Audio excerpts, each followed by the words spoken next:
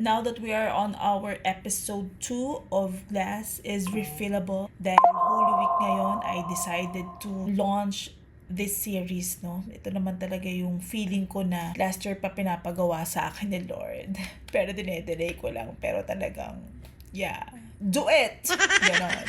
Okay, so 2020, I got COVID, November, wala pang vaccine nun. And I decided to cut smoking. I was a heavy smoker, 18 sticks a day. Pag nagiinom ako back then, 2 packs. 2 packs. The following day, I decided to really stop. Kasi like, abrupt, cold turkey, gano'n. So that was November 2021. Nagkaroon ako ng withdrawal. It gave me panic attacks. Talagang super fluctuating yung BP ko. That year was so difficult for me. My panic attacks, grabe. As in like, 3 times a week ako. And I was so thin. Kasi natakot akong kumain. So thin, parang hindi naman. Kumayat talaga ako nun. I heard voices. Imagine.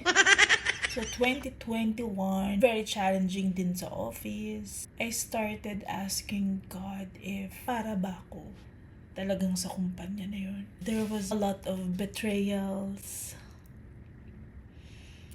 The pressure from the top management was really grabing pressure. That time, yung panic attack ko, super at its peak. When I drive, I heard voices. Sinasabi na, kapag hindi ka pa nag-resign, mamamatay ka sa kumpanyang yan. I heard.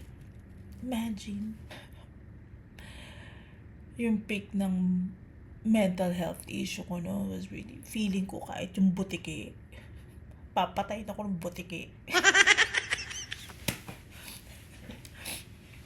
Ang perspective ko before, nung hindi ko pa na-experience yung mental health issue, ang mental health pang mayayaman lang, pang mahihinang nila lang, until it hit me. You know, an independent woman, may mental health issue talaga ba? Sorry. So, I had that 2021. And what I did, talagang kapit na kapit ako kay Lord. When I go to church, kasi twice a week ako nagsisimba. Talagang iyak lang ako ng iyak, mga bakla. Iyak lang ng iyak sa church. Na niloloko ko ng mga churchmates ko para daw akong may balon sa mata.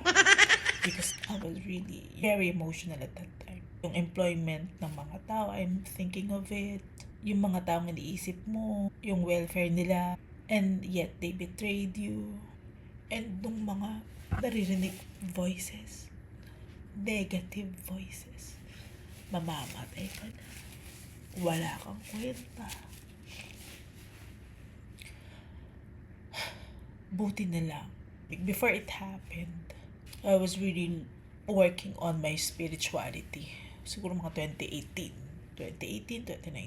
Well, 2015, nag-ma-attend ako ng mga Bible studies. So, kahit pa paano, may alam ako ng konti on how God works, etc. So, when I heard those voices, mamatay ka na, wala kang kwenta, mahina ka, masama kang tao, huwag ka na magsimba, masama kang tao. Buti na lang narinig ko sa isang church event na to determine if it's the voice of God or it's the voice of the kalaban, you have to check. If the voice you heard is encouraging, then it's the voice of the Lord. If it threatens you, if it discourages you, if it's hurting you, then it's not the voice of the Lord. 2021, yun lang pinakawakan ko. Do not be afraid was mentioned in the Bible 365 times. So meaning, every day, we should not be afraid. Ang application nito sa ngayon, ba't ako naiyak? Kasi every time I reminisce nung 2021, grabe. I really thank the Lord I surpassed that. Ngayon, practical application natin. We've heard a lot of bad news. Gasolina, super taas. War. Dati super warrior ako. But now, di na eh. Sipin mo, kung hindi mo na maikakayaman yung pag-worry mo, tigil mo na. If you cannot control it, ibigay mo kay Lord. So let's not be afraid. Instead, let's do our best, pray, and hope for the best. Sabi nga ni Padre Pio, pray, hope, and don't worry. Ganda!